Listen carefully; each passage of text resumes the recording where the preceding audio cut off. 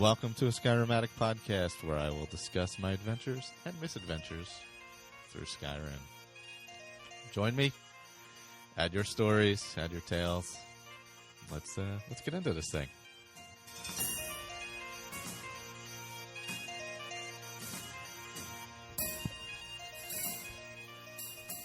Hello, welcome back. Skyrim Addict podcast number 98 of this version of the show. Probably about, I don't know, there's probably like 160 episodes of other stuff, total of stuff. But 98 of the general discussion show.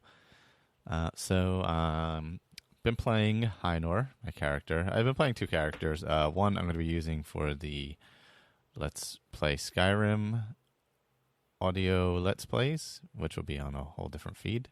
Maybe putting up one of those here just when I'm on vacation so people can hear it. But yeah, I'm going to be doing that in a whole separate place, but that's not set up yet. But I've recorded a few. So it's a basic character going through the quests. They're vanilla quests, but my only mods are sounds and some visuals. So it doesn't really affect any of the questing. It's just for my personal enjoyment while I'm playing the game.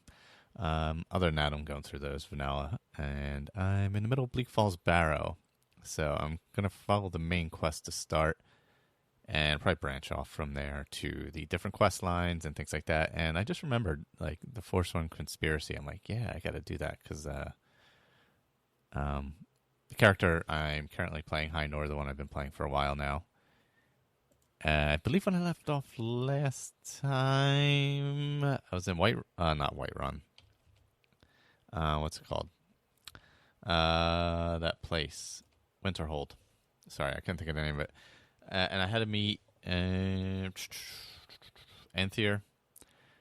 at the bar there, because I'm in the middle of the Thieves Guild quest line. I went directly into the Thieves Guild. So I'm playing strictly as a thief, only wearing Thieves Guild armor. It is modded up some. I have immersive armors and stuff, but I'm only wearing the Thieves Guild armor. So anyway, we got this journal. What's his name's journal? Why can't I remember his name? Jesus. Mercer Frey's journal, but it's written in Falmer. So I went to speak to Enthir. He's like, yeah, I know somebody who can do that for you. It's this guy in Calcimo. He's right around the corner in Markarth, like 5 days walk away. So I'm also not fast traveling. So I walk from Winterhold to... let me get out into my main map here. Sorry about that. So I walked from Winterhold all the way over to Markarth, which I went across the north. So I followed the northern coastline off of Winterhold and went tucked back down by the college along the coastline. Went down the hill by the entrance to the college there. And all the way over to Dawnstar, and then broke off, followed the roads from there down through Morthal and Rorikstead. So I went through that way. Cleared a few places. I cleared Robber's Gorge. I'm trying to give my character a little... I've mostly been sneaking and trying not to kill people when I'm doing my questing and stuff, unless obviously necessary on the roads. But I like my character to get a little taste of blood because I plan on taking him into the Dark Brotherhood after his Thieves Guild adventures. So that little bit of like, I got those robbers at Robber's Gorge. And yeah, he's just feeling it a little bit. So anyway, I worked through Rorikstead, which was probably... Yeah, it's weird to get from Dawnstar to Markarth via road. I probably went a little bit of a roundabout way. I shouldn't have went through Rorikstead, but I did. And hopped over the mountains, down the valley, across the way, past Reachwater Rock and all that. And when I got into Markarth, lo and behold, obviously the attack was about to happen with the Forsworn, and I got him right in the back and saved Margaret's life. So she lives. I forget, does she stay alive? I think so. I'm not sure. Anyway, I killed the Forsworn guy. He's dead. I got Etir's note. I'm not doing that right now. Etris's note, whatever his name is. Headed up to Understone Keep, and I had to give Calcelmo a Dwarven Arrow, so I gave him that first, trying to butter him up. I'm like, hey, how about you help me out with this Falmer language thing? And he's no help whatsoever. So I was like, all right. And I didn't feel like doing a quest for him, so I was like, screw this. I stole his key. I'm a thief, so So I stole his key off the little desk there next to the. It's not next to the enchanting table. I think it's next to the alchemy table. So I stole the key there, or you can pickpocket it off him, or you can pickpocket it off the guard up by the door. Anyway, so I had like 4 or 5 invisibility potions, like 20-some seconds each, that I've been making. So I've really been focusing on my potions because I'm going to become a poisoner at some point, and adding them to my weapons is great. So I'm really focusing on that pretty strong as well. So I'm using potions a little more than I normally would to add to my sneak and things like that, and especially my combat from a distance, using the bow and using the double blades. So I get into the Dwemer Museum. There's 2 guards there. I got past the guy. I think I used the invisibility potion to get past the first guard. Get into the museum. There's 2 guards there. I take another invisibility potion, go straight across the room, and from there, I don't think I've used the steam traps a few times. As you go through, there's a couple areas you get to, and there's these large valve wheels, large red wheels that you can turn to open the steam valves that cause certain things to happen. So there's this one room where I think you shoot some arrows. That didn't work out so well for me. I didn't get the guy. But in the next room, there's a swinging gate. So I was able to sneak into the next room. I turn the valve for the swinging gate, whacks him, kills him. So there's another guard up by a door that I kind of get around. So I work up behind them, kind of follow them, and then scoot through the door I need to get through. And that gets me closer to the laboratory. So I come up to, there's a section with the helicopter type blades, but they're closed up, they're not moving, and there's 2 guards there. So now the valve for that is all the way at the other end, as far as I know. I don't think there's one at the end that you're at. So I work my way sneaking past them, going into alcoves, sneaking by as they're going longer, or going past me, I should say, and beyond me. So I use my sneak and that kind of stuff. And I use actually some arrows. Like I shoot them to the other end of the room, so they run over that way, and I go past them. And then I turn on the helicopter blades, and those guys are dead, which was helpful. So I used the mechanics there. Didn't have to shoot them and kill them.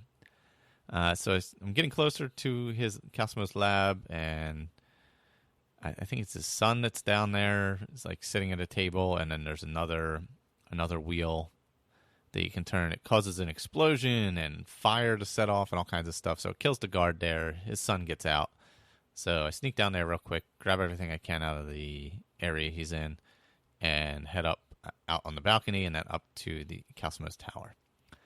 And this is where you have to get the rubbing on the stone. Now, the first time I played this, like, there was charcoal and paper everywhere. Why would I grab the charcoal and paper?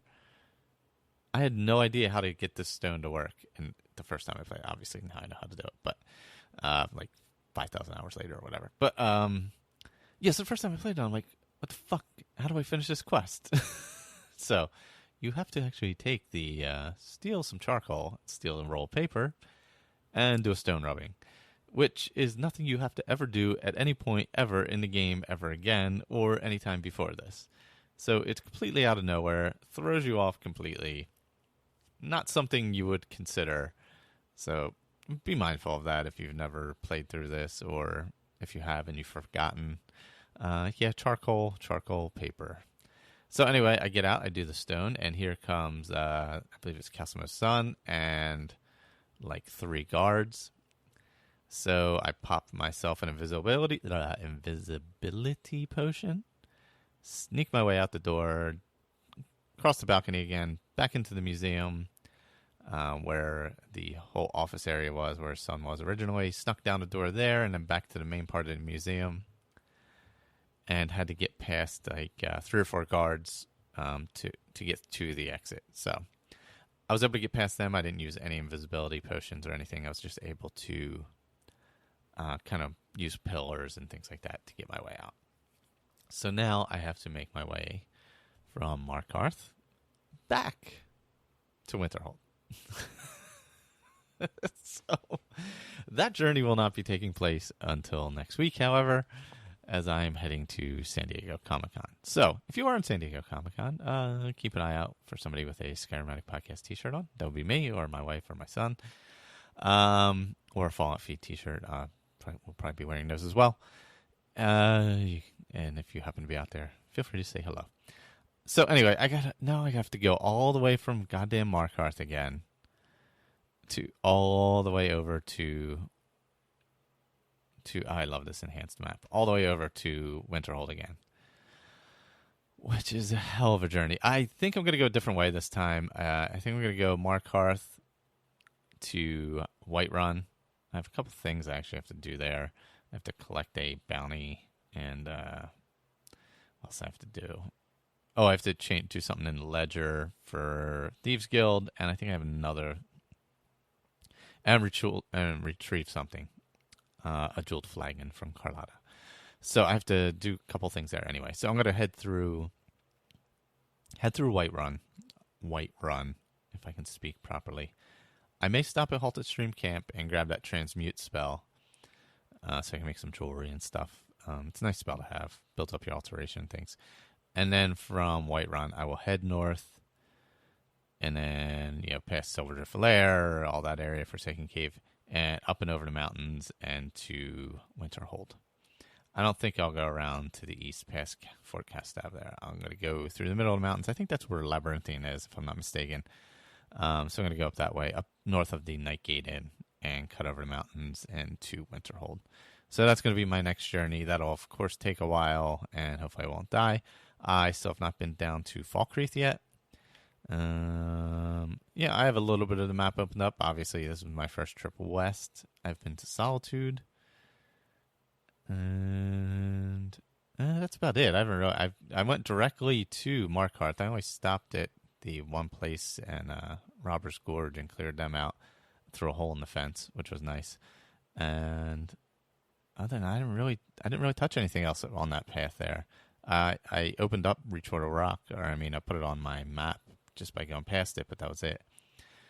So my journey east begins. I'll be trekking along the road to Whiterun, and then up past Larius Farm, where what's his name is Cicero. I don't think he's there now because I think I already passed him. But head up north past that way. That's essentially the way I'll be going. So that'll be my journey coming up. That's where I got to get to. I actually haven't even been to Iverstead yet. And then after that, I'm sure I'm going to have to get all the way back down to Riften, which isn't so bad from Winterhold. It could be worse. So there's a lot of trekking, but it's fun. I enjoy walking. I enjoy having the sneak. Man, the nights are super dark with the mods I'm using, so I'm super careful at night because I can't see shit. And there's been some heavy-duty fog, too. I've been going through some heavy fog areas. Heavy rains, heavy fog. It's been kind of wonderful, actually. It's like I can't always see what's up ahead, which has been nice. But so I don't know what level I was at last time. But I'm just about to get to level 25 now. I'm level 24, but very little left. Destruction, I'm at 23. Been using that a little, not so much. Conjuration, I haven't used at all. Illusion, I've been using Muffle. Alchemy, I'm up to 52 already. I think my next thing is to... What's this? I'm going to go more up the poisoning side. Alkahest is the next one I'm going to go for.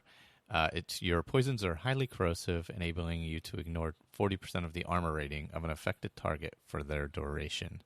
So I'm going to continue up that poisoner side of the tree because I'm really liking that quite a bit.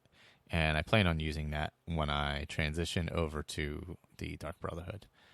Speech, obviously, just leveling as you use it. Pickpocket, I'm up to 25. I did some stealing while I was on the road. I had some highfalutin folks heading to the Victoria Vici wedding up in Solitude. They were leaving. They're coming down the road in Markarth. I forget their names. You kind of run into them, and they're talking about the wedding. So they were heading there. I pickpocketed the woman as they went past. So I'm going to put a little more in the pickpocket, too, coming up. Sneak him up to a 79, because I sneak a lot, obviously. Light armor, 46. Try not to get in too many battles. Archery, 47, and one-handed, 25. I really need to up my one-handed. Got to start doing more backstabbing. And now that I have a little better poisoning, I'll be able to poison my blades and do a little more damage there. So smithing, enchanting are minimal, 27, 35. I've done a little enchanting just to sell stuff and for my weapons. Like I said, I'm only using a ring and a necklace. Everything else is Thieves Guild armor, like straight up Thieves Guild armor. It might be changed by Ordinator a bit, but I'm just using the armor that was given to me from, what's her name, Tania. I do have an eye patch on. There's that. It's very nice looking. So yeah, my Thieves Guild armor carrying capacity is increased by 35. The boots, pickpockets 15% better. The gloves, lockpicking 15% better. And the hood prices are 10% better. So that's the gear I have. So on Twitter today, you can also follow the show, Skyrim Addict Podcast, on Twitter.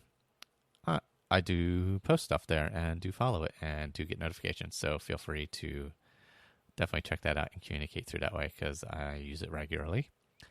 So a Skyrim Addict on Twitter, not a Skyrim Addict Podcast. I don't know what I was saying. So it's a Skyrim Addict on Twitter.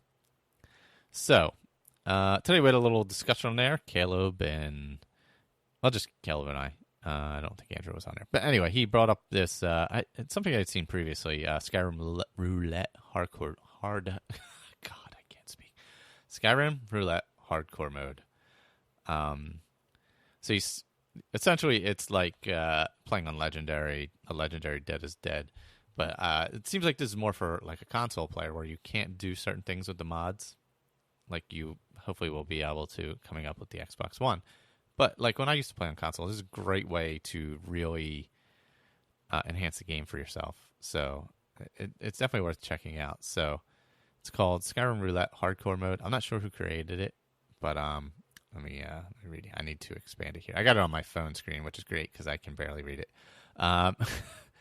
So you start your difficulty off at Legendary. You don't reload. And, Dead is Dead. One life, obviously. And you're only allowed to join one faction. So, like, thieves, etc., etc. You must consume 1 bottle of skooma every 2 days.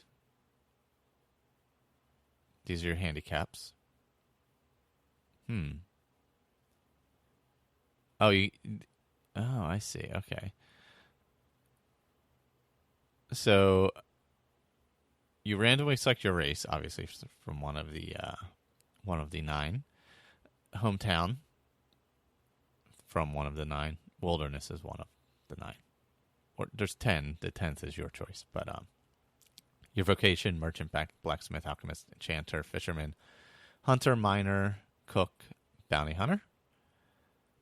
Alignment: lawful good, neutral good, chaotic good, lawful neutral, true neutral, chaotic neutral, lawful evil, neutral evil, chaotic evil. And bottom one of these is always your choice. Skooma addict, or these are your handicaps: skooma addict, alcoholic, kleptomaniac, feeble, wanted, schizophrenic, vampire, poor, and trickster. And the handicaps it defines: you must consume 1 bottle of skooma a day if you're a skooma addict, obviously. On top of your meals, you must consume an additional 2 drink items per day. That's if you're the alcoholic. And if you're a kleptomaniac, every night you must sneak into somebody's house and steal 3 items. If you're feeble, you must keep any diseases you contract. Shrine use is off limits. Wanted, you must never visit your hometown. You move to a different city every 3 days. Schizophrenic. Oh no, I was schizophrenic. Sorry. No, that was wanted. F-E. Yeah. F. Okay, yeah, this is schizophrenic. Roll another alignment. Reroll if you roll the same one. Oh, I assume this is using a 10-sided die, obviously, or 20-sided die. So, the numbers are according. Become a vampire before you start. Obviously, that's the vampire one. You must never exceed total of 500 gold. That's the trickster one. Pick a victim. No, or that's the poor one. I'm sorry. Trickster is pick a victim in your city every night, sneak into their house, and rearrange their stuff. And some additional rules. Fast travel is banned. Use of cheats, glitches, and console command also banned. Horse travel's okay, but you can only travel on horseback on roads. You must eat 3 meals a day. Meal consists of 3 food items and 1 drink. If you sleep for 7 to 10 hours a night, if you miss a sleep, you must add that on to the next one. If you oversleep, subtract the overslept hours from your next sleep. Your carry weight limited to 80. You are not allowed to go over this limit. That makes it tough. If it is raining, you can only go outside with headgear equipped. Containers only hold what they could in real life. No war hammers in sacks. Yeah, that's a good point. You must sit through all dialogue in the game. No skipping. Give yourself a name that is appropriate for a character of your race. Power leveling is banned. Never intentionally level up something. Just do your job. Practice, combat, etc., and the levels will come naturally. Ignore the main quest and the events at Helgen. Your journey starts after you sleep once in your designated hometown. Pretend that you've woken up and have been there a while. So obviously with mods you can do this very simply on PC, but it's like perfect for a console player to set rules for yourself and be able to play the game this way. It's an extremely fun element to the game. I know I played a couple characters that way on 360 before I switched over, and I really enjoyed it. I did the eating and sleeping and no fast travel and all that, and just using stuff that was in the game with my Iron Man guy. Just only iron weapon, or I think it was only iron daggers actually, and iron gear. He wasn't some kind of like master blacksmith. He didn't have a lot of money, so he kind of went that way. Did the vegan character, which was more difficult. Figuring out what had leather in it and what didn't was kind of tough. So those are definitely options, but definitely play don't be afraid to do that if you're on console. The game is so good, you will thoroughly enjoy it playing that way. I know I did quite a bit, and I'm not like the most in-depth role player in the world. Oh Jesus! I downloaded something instead of just pulling it up. I'm so stupid. Sorry about that. I'm not the most in-depth role player in the world, but it's definitely a way to do it. But if you want to start getting into role playing and you kind of want some more how-tos and more in-depth about it, definitely check out Character Crusade, because they are like super good at that. That is like the forte. Great role playing ideas. Skyrim role playing, obviously.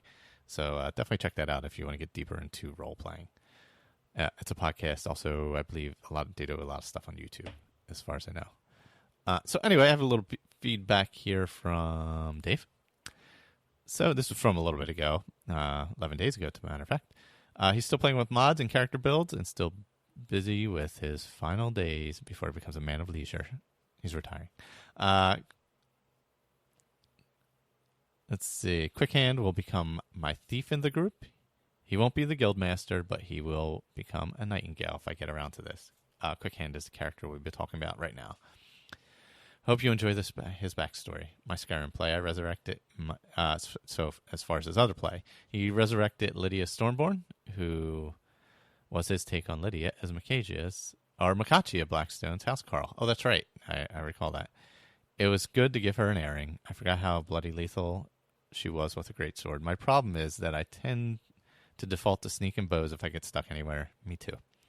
It is hard to sneak in heavy armor. Yeah, true. And that's her only armor, by the way, and she just improves it as she gets better at smithing. I suppose it's a bit like playing an Iron Man character, but she's a steel woman. That's a good idea. I know somebody. Oh, son of a bitch. I just downloaded something to Google Drive for no reason. So I know someone who'll be happy about Lydia. I know someone. Colin. So this is part of the story. Here we go.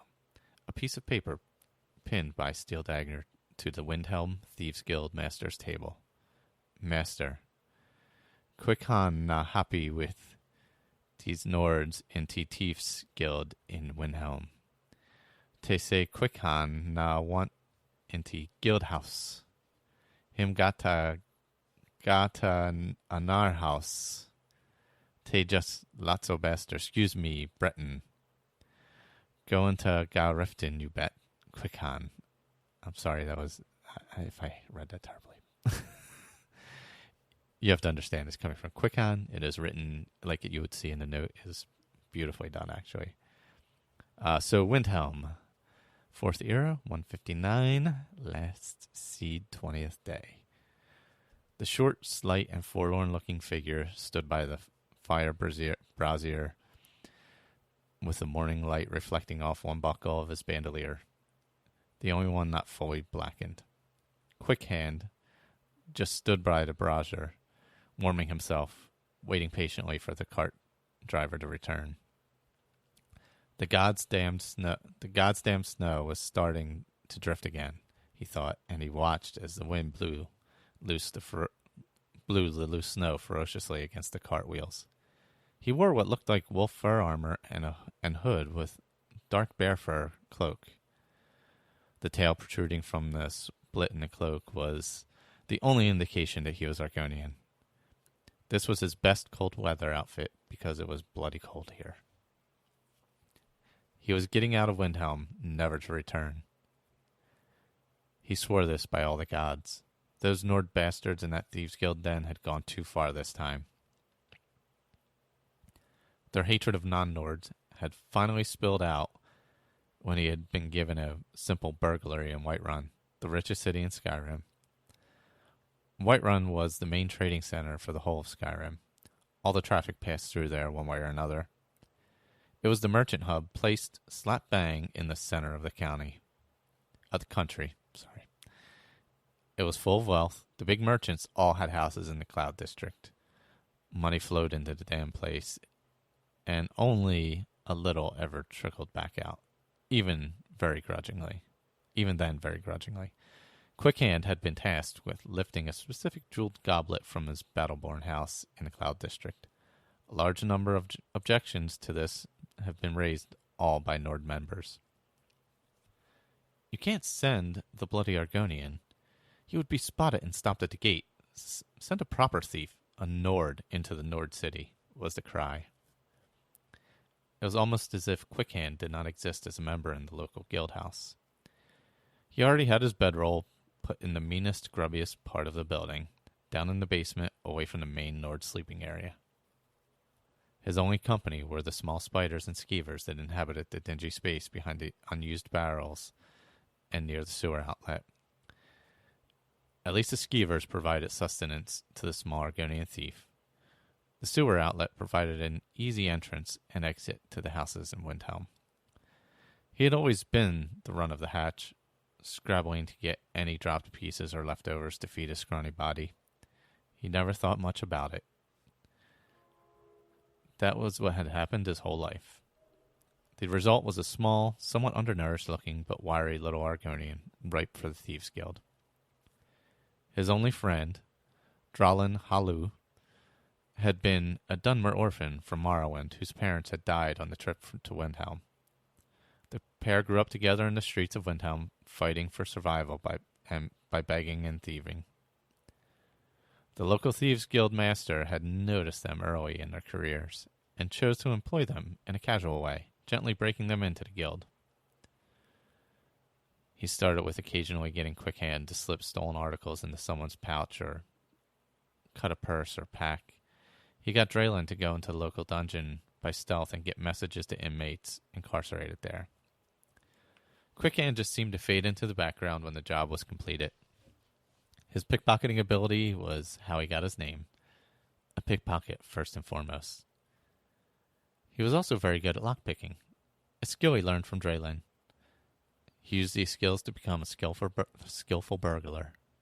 He was usually given the shill jobs, used to cause rich householders potential legal problems, which the guild could resolve for a cost, of course. When prison breaks were required, Draylen was the choice. It was during one of these prison breaks that Quickhand lost his only real friend. The local guildmaster was replaced at this time for a failure as the important prisoner died during the breakout. Quickhands was devastated and went into a spiral of grief for weeks, ignoring the other members and hiding in his small den and sleeping place.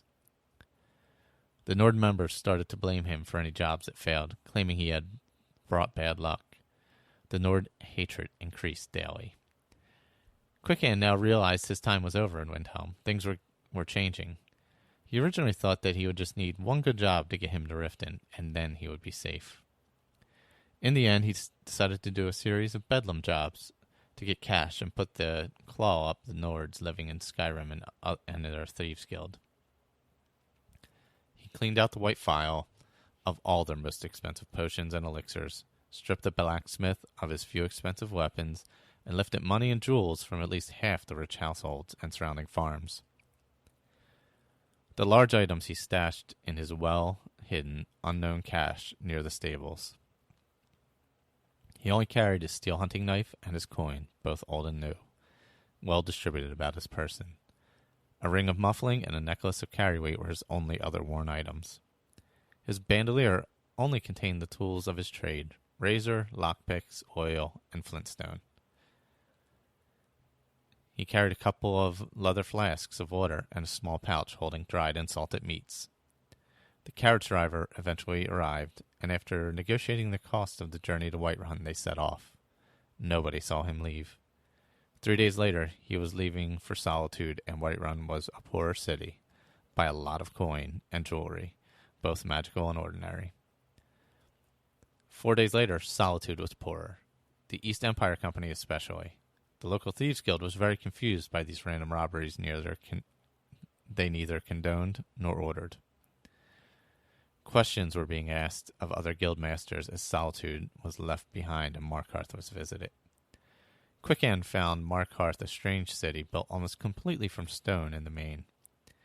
It also had a confusing vertical pathway system, and it took him a couple of days before he was familiar with the layout. Eventually, even Markarth succumbed to the wiles of Quickhand. The Silverblood dynasty had been especially generous in Quickhand's opinion. Another cache, another city. It was outside Markarth he got his warhound, Hoon, for protection on the road. The two became inseparable. Onwards to Riften. He passed Helgen, a small but poor town, then over the hills and on to the small village of Iverstead, where it became obvious that Argonians were not wanted. The village lost a lot of ale and food over the next few days. The local herds of goats somehow managed to get themselves lost down in the valley below, where a troll had taken up residence. It enjoyed the bountiful food supply. When Quickhand finally reached Riften, he was convinced his burglary work in the major cities would stand him in good stead. He approached the young thief, Brynlof,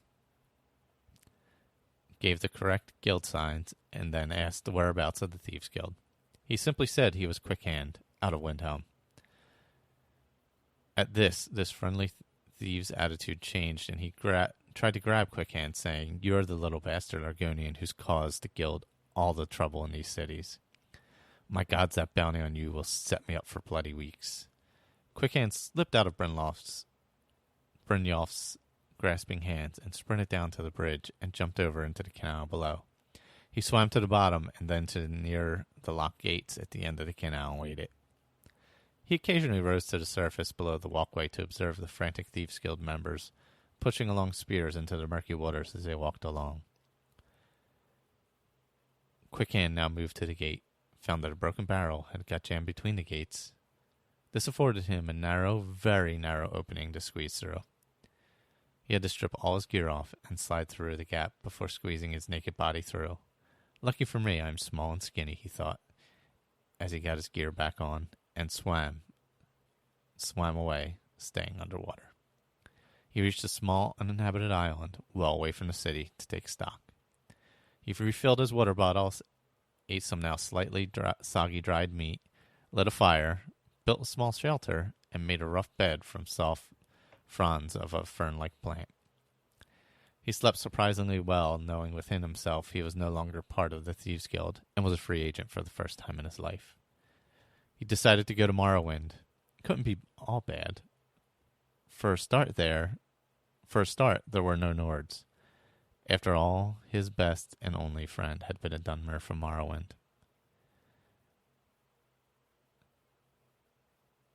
It'll be fine setting up here for the night, he thought. So that is the beginnings of Quick Hand, the Argonian thief, who is heading off to Morrowind. So I like that. I know Dave, I believe he has been playing Morrowind, so I like that. So we may be hearing some of Morrowind, but we shall see. We shall see. So that's been this episode of Skyrim Addict Podcast. If you enjoy the show, please feel free to leave a review on iTunes, Stitcher, wherever it's at. You know, I don't think the show's on Google Play yet. I should probably do that. What else? Keeping an ear out for Let's Play Skyrim, an audio Let's Play podcast. When that gets out, I'll let you know. I'm going to be on vacation, so it won't be right at the moment. And there will be a Skyrim Addict podcast shirts coming out in the next month or so. So keep an eye on that. And probably the best way is through Twitter to follow. I do post stuff there and do interact there. So that's a Skyrim Addict. And the Facebook group, which is, the link is in the show notes, facebook.com/groups/a Skyrim Addict podcast. We talk about all kinds of games there, though, but it's /a Skyrim Addict podcast. So thanks, everybody, for listening. I'll be back next time with, I don't know what, probably about 2 weeks, but I'll talk to everybody then. Later. Thanks for listening to this episode of A Skyrim Addict. You can find all of our contact information, YouTube channel information, as well as other shows over at asapodcasting.com, including our newest show, The Fallout Feed. Special thanks to Claire Lafar for the show's artwork. You can find her stuff at etsy.com/MayaFirePrints, MayaFirePrints. And a thank you to Dan Bull for the use of his music in the roundtable open and close. You can find him on YouTube or iTunes. Just search Dan Bull. Once again, thanks for listening, and later, everyone.